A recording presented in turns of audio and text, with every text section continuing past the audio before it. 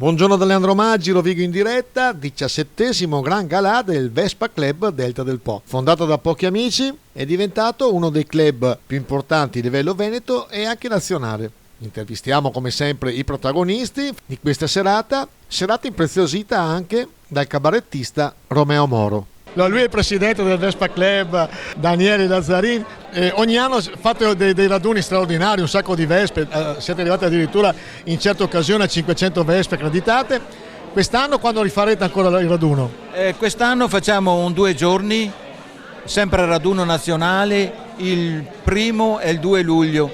Con il 1° luglio ci sarà una sorpresa di farle fare un giro in barca sul Delta. Questi signori qua del Vespa Club, ma non solo, tutti quelli che fanno questi raduni, fanno un'opera di marketing territoriale che meritano veramente un encomio e un applauso. Bravi.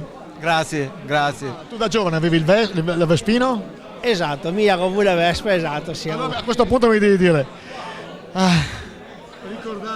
Ricordare, sì. La prima Vespa 50. La che aveva la sella corta, la prima cosa da fare era quella di mettere la sella più lunga per riuscire a caricare dietro qualcuno e mettersi l'asciugamano sotto il sedere per poter dire buon adesso avvaga il mare. Che non si sa mai. Che non si sa mai.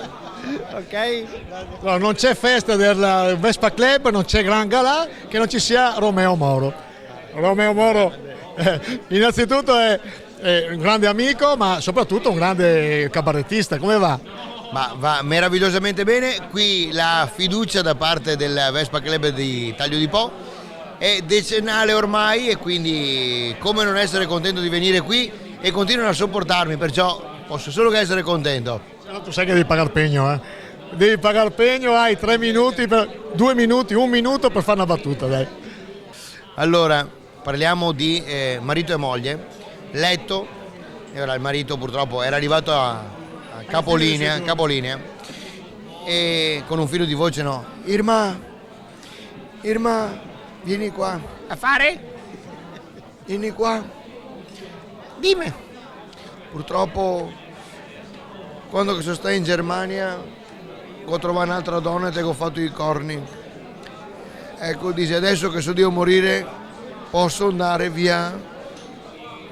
Mi coccava sto peso, dice. E immaginava, dice, che si sta via troppo tempo. Dimmi la verità.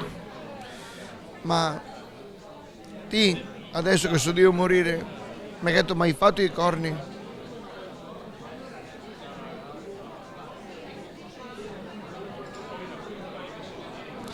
E se dopo non te mori? Grazie Romeo. Ciao.